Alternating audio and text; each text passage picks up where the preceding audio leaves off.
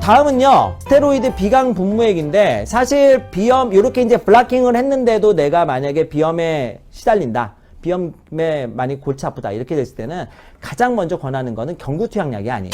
이 스테로이드 비강 분무액을 권장합니다. 스테로이드 비강 분무액은요, 종류가 많아요. 저희가 지금 4종류만 갖고 나왔어요. 이게 이제 대표적인 성분들인데, 사실 오늘은 제가 OTC를 알려드리기 때문에 얘를 할까 말까 고민하다가, 이거를 안 할 수가 없는 게 사용 방법을 너무 잘못 쓰시는 경우가 많은 거예요. 그래서 이 스테로이드 비강 분무액을 안 할 수가 없었습니다. 스테로이드 비강 분무액은 사용 방법만 잘 지키시면은 전혀 문제가 되지 않습니다. 스테로이드 비강 분무액을 사용하는 방법을 다시 잘 알려드리도록 하겠습니다. 자, 이렇게 처방받으신 스테로이드 분무액은 반드시 사용 전에 흔들어서 쓰신다는 거 잊지 말아 주십시오. 뚜껑을 제껴서 사용한다는 점 말씀드렸죠? 이렇게 제낀 뚜껑은 잘 보관해 주시고, 이 분무액은 분사 각도가 중요합니다. 분사 각도를 직선 또는 코 안쪽으로 뿌리게 되면 비중격 또는 눈까지 영향을 미쳐서 부작용을 유발할 수가 있습니다. 때문에 이 비강 분무액은 바깥쪽 분사 방향을 가져주시고 숨을 들이쉬면서 뿌려주시면 되겠습니다. 쉬운 방법은 오른손을 이용했을 때는 왼쪽 코에 넣고 뿌리시고, 왼쪽 손을 이용했을 때는 오른쪽 코에 넣고 뿌리시면 돼요. 자, 한번 해보겠습니다. 제재를 꼭 흔들어서 분사되는 것을 확인한 이후에 오른쪽 손에 들은 분무액을 왼쪽 코에 넣고 숨을 들이쉬면서 입으로 호, 다시 한번 입으로 호, 이렇게 내주시면 되시겠어요. 자, 반대쪽 코도 해보죠. 왼쪽 손으로 오른쪽 코에 넣고 숨을 들이쉬면서 입으로 호, 다시 한번 입으로 호, 이렇게 분사를 하게 되면 되고요. 양이 많이 분사되게 되면 이렇게 코 앞으로 흘러나올 수가 있습니다. 이때는 그냥 가볍게 휴지로 닦아주시고 절대 풀어내지 않도록 해주신다는 점 잊지 말아주십시오.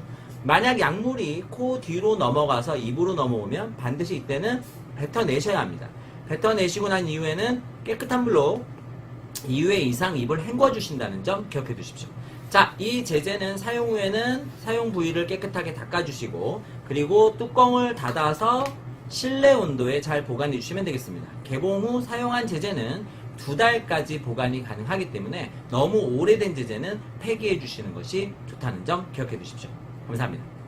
중요한 거는 스테로이드 비강 분무액은요, 이렇게 사용법만 맞춰서 쓰시면 부작용이 거의 없어요. 부작용 거의 없이 쓰실 수 있어요. 근데 한 가지만 좀 말씀을 드리면, 스테로이드 비강 분무액의 경우에 비강 점막에 있는 세포들이 있어요. 세포들. 이 세포들에 유전자에 작용을 해서 염증 반응을 일으키지 않도록 이렇게 차단을 하거든요.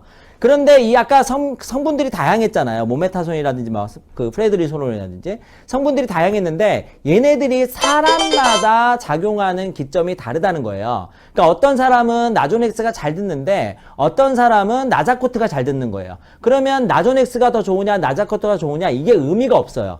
나한테 잘 맞는 게 제일 좋습니다. 그래서 써보시고 만약에 반응이 좀 별로다 그러면 병원에 가셔서 지난번 거는 반응이 좀 별로였는데 다른 걸로 줘보시면 안 될까요? 이렇게 물어보시는 게 좋아요. 그러면 성분이 다른 걸로 처방이 나와서 자기한테 잘 맞는, 가장 잘 맞는 스테로이드 비강 분무액을 사용하시면 됩니다. 그러면 그거를 그냥 알레르기 비염이 있는 기간 동안에 꾸준하게 쓰시는 거예요. 알레르기 질환이 많은 경우에는 항히스타민제가 들어가 있는 경우가 있어요. 이러한 항히스타민제가 들어가 있는 경우에는 분사 횟수가 다르기 때문에 이거는 반드시 처방을 받으실 때 약사님하고 또는 의사 선생님하고 상의하셔서 사용 방법을 정확하게, 사용 횟수를 정확하게 확인하시고 쓴다는 거 좀 기억해 주시면 좋겠습니다. 다음은 이제 혈관 수축제예요. 수축제는 뭐냐면 그 점막 밑에 있는 혈관이 있어요. 혈관을 강하게 수축해서 코가 뻥 뚫어지게 도와줍니다. 굉장히 효과가 빠르죠. 자일로메타졸린이라는 거하고 그 다음에 이게 나파졸린 두 가지가 제일 유명하거든요. 이게 이제 오트리빈, 그 다음에 이게 나리스타 이건데 이 두 가지가 제일 유명해요. 그래서 코가 꽉 막혔는데 딱 쓰면 그냥 코로 숨을 확 쉴 수가 있어요. 그렇기 때문에 이거를 한번 사용한 사람은 다른 거를 못 써요. 너무 좋아서 코로 숨 쉴 수 있잖아요. 코가 꽉 막히는데. 근데 문제는 이게 약반동이라 그래서 리바운드가 굉장히 강합니다. 더 막혀요. 그러면 다시 써요. 또 막혀요. 다시 써요. 이렇게 돼서 나중에 자칫 잘못하면 약제성 비염에 걸릴 수가 있는데 약제성 비염이 오게 되면 치료가 굉장히 곤란해집니다. 굉장히 어려워져요. 한 번 이거에 딱 빠지면 끊기가 어렵습니다. 그렇기 때문에 지속적으로 쓰게 돼 있기 때문에 사실은 애초에 발을 안 들여놓는 게 좋아요. 이거는 뭐 사실은 제 개인적인 사견이니까 제약사와는 전혀 관계없음을 다시 한번 말씀드립니다. 용도 용법을 정확하게 지키셔야 됩니다. 일단은 인부 수유부는 안 됩니다. 이게 이제 그리고 그 오트리빈 같은 경우에는 두 가지가 있어요. 0.05%짜리가 있고 그다음에 1%, 0.1%짜리가 있습니다. 그래서 0.05%, 0.1%짜리 이거는 성인용, 이거는 소아용 이렇게 돼 있습니다. 그래서 성인용의 경우에는 7세 이상의 성인이 사용할 수 있고 소아용은 2세에서 6세까지가 사용할 수 있다. 이렇게 기억해 두시면 좋을 것 같아요. 한 번씩만 분사합니다. 여러 번 분사하면 안 돼요. 하루에 한 번에서 세 번까지만 써요. 적어도 3시간 이상 간격을 두고 써야 되는데 하루에 6번 이상을 넘기지 않습니다. 3일 이상 3번 정도를 연속해서 썼는데, 그러니까 하루에 3번을 연속해서 3일 이상 썼는데 반응을 보이지 않거나 계속 막힌다 그러면 반드시 병원 진료를 받게 돼 있고, 밑엔 더 중요해요. 일주일 이상은 사용하지 못하도록 되어 있습니다.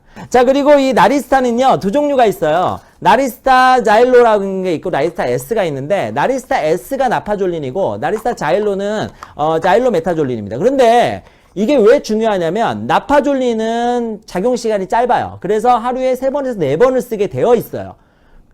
이게 나리스타가 같은 나리스타로 생각해서 이거를 그렇게 쓰면 안 된다는 거죠. 이거는 적어도 3시간 이상은 떼야 되고 6번 이상 사용하면 안 되고 하루에 3번까지만 쓴다는 거. 그러니까 사용의 수가 다르기 때문에 그 사용의 수를 반드시 잘 맞춰주셔야 된다는 걸 기억해 주시고, 나리스타의 경우에는 한 번 할 때 2-3번씩 분사하게 되어 있습니다. 7일 이상 사용하지 않도록 되어 있습니다. 자, 그러면 만약에 코를 뻥 뚫어주는 제제를 쓰고 싶을 때 이 자일로를 쓸까요? 이 나파졸린을 쓸까요? 어떤 걸 쓰는 게 좋을까요? 이거는 저는 사실 이걸 안 써봤기 때문에 제가 뭐가 답을 드릴 수가 없어요. 그런데 그 축농증 이결핵이라는 책이 있습니다. 거기에 이제 이렇게 나와 있습니다. 작용 시간이 짧은 것을 쓰는 것이 좋다.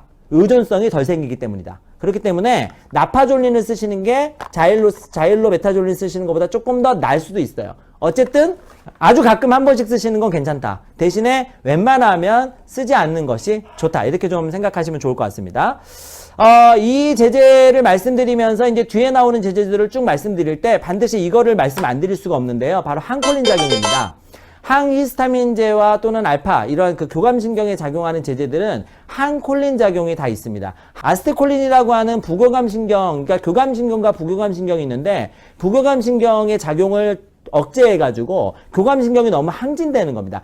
기억력 저하. 아무 생각도 안 나요. 기억력 저하. 때로는 머리가 너무 멍해지면서 졸린 느낌이 있을 수 있는데 졸림은 사실 많지는 않습니다. 가슴이 두근두근 뛰는 거, 심박동수 증가, 혈관 수축, 그 다음에 눈이 이렇게 커지죠. 동공확장. 그 다음에 안압이 상승해요. 그래서 이제 뒤에 나오겠지만 경구 제제들은 또는 이렇게 이런 충혈 제거 제제들을 사용할 때는 전부 다 이러한 증상들이 있는 사람들, 혈압이 있다든지 또는 녹내장이 있다든지 안압, 녹내장이 있다든지 이런 경우에 쓰면 안 되게 돼 있거든요. 사용을 주의하도록 되어 있죠. 그러니까 그런 거 좀 참고해 주시고, 이게 이제 기관지 쪽으로 가게 되면 기관지 분비를 감소시켜서 마르게 만드는 거죠. 입도 마르게 하고 분비액도 마르게 해서 소화액도 마르게 하고 소화 운동도 조금 저하되게 되고 그다음에 소변도 잘 안 나가요. 그래서 우리가 전립선 환자라든지 조심해서 써야 되고, 땀 분비가 억제된다든지 이러한 증상들이 항콜린 작용입니다. 혈관 수축제, 슈도에페드린이라든지 이런 수축제들, 거담제, 그리고 항히스타민제들은 전부 다 항콜린성 물질들이에요. 그렇기 때문에 이러한 약을 드실 때는 지금에 관련된 분들은 조심하시지 않으시면 안 되는 거예요. 내가 전립선 약을 먹고 있는데 그러면 항히스타민제라든지 또는 혈관 수축제를 사용하실 때는 항의해서 드신다는 거 꼭 기억해 두셔야 됩니다. 그래서 비염 치료제 중에서 이제 제가 약간 선호하는 제제 중에 하나는 뭐냐면 식염수 제제들. 주로 식염수로 세척하는 걸 생각하실 텐데 얘네들은 스프레이로 분사해서 가볍게 보습을 해준다거나 점막을 강화시켜주는 기능이 있습니다. 대표적인 제제들은 피조호모나 마플러스 대표적인 제제. 전부 다 천연 멸균 해수를 씁니다. 해수를 멸균해가지고 우리 혈장 농도와 비슷하게 맞춰요. 코에 들어가도 전혀 자극이 없게끔 만들어주는 거죠. 그래서 피지오모, 미스트, 마플러스 이렇게 했는데 이 차이가 얘는 천연 멸균 해수만 들어있고 얘는 덱스펜타놀이라고 하는 비판텐 성분이에요. 유명한 피부 보습제가 같이 들어있어요. 그래서 만약에 코가 좀 많이 건조하다 그런 경우에는 사실은 저는 마플러스를 더 많이 권해드립니다. 마플러스를. 근데 마플러스는 분사 강도가 조금 더 강해요. 이 피지오모보다. 피지오모는 신생아부터 쓸 수 있게 돼 있고 마플러스는 유아 24개월 이상부터 쓰게 돼 있어요. 그러니까 24개월 이상 성인이 사용할 때는 사실 마플러스를 쓰시는 게 좋고 그냥 유소아가 아주 영아 신생아가 쓸 때는 사실 피지오모가 좋습니다. 둘 다 좋은 제재예요. 용량도 20ml 같아요. 그래서 둘 다 어떤 걸 써도 되고 얘는 사실 이걸 가지고 세척용으로 쓴다 그러면 안 되고요. 왜냐하면 양이 너무 적으니까 그냥 보습하는 용도로 쓰고 알러지원을 가볍게 차단하는 용도로 사용한다. 이렇게 보시면 되고 얘네들은 여러 번 자주 뿌리셔도 전혀 상관없죠.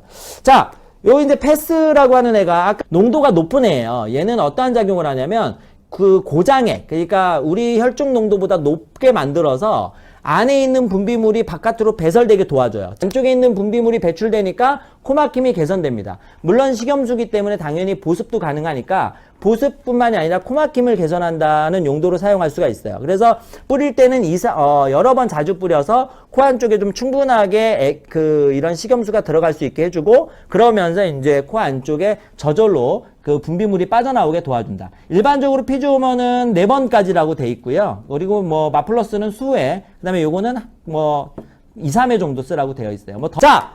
이거는 이제 이게 클래신 비액이라고 하는 건데요. 이름하여 크레모글리크산 나트륨 이렇게 돼 있어요. 클래신 비액은 이게 비만세포 억제제 이렇게 돼 있습니다. 비만세포 억제제. 이 제제는 어떤 역할을 해주냐면 이 비만세포가 막 활성화돼서 히스타민을 막 분비해야 되는데 얘를 이렇게 조용하게 만들어주는 거예요. 성질이 덜 나게 하려면 어떻게 될까요? 미리 달래야죠. 성질이 난 다음에 달래면 효과가 없고 미리 달래야 돼요. 그러니까 내가 알러지원에 자꾸 민감하게 반응하는 사람이라면 미리 뿌려가지고 얘를 미리 달래주는데 얼마나 자주 뿌리냐면 하루 6번을 뿌려야 돼요.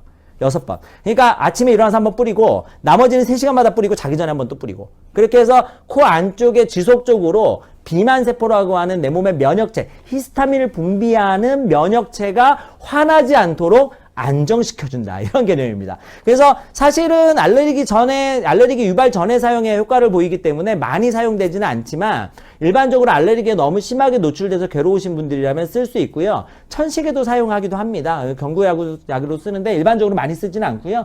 비염약으로는 이렇게 사용된다 보시면 될 것 같아요. 이러한 제재가 있다는 것도 알아두시면 좀 도움이 되겠죠? 클래신 비액은요. 성인들이 사용하도록 되어 있습니다. 성인은 19세 이상이죠. 그래서 이거는 성인들 19세 이상만 쓴다 이렇게 보시면 될 것 같아요.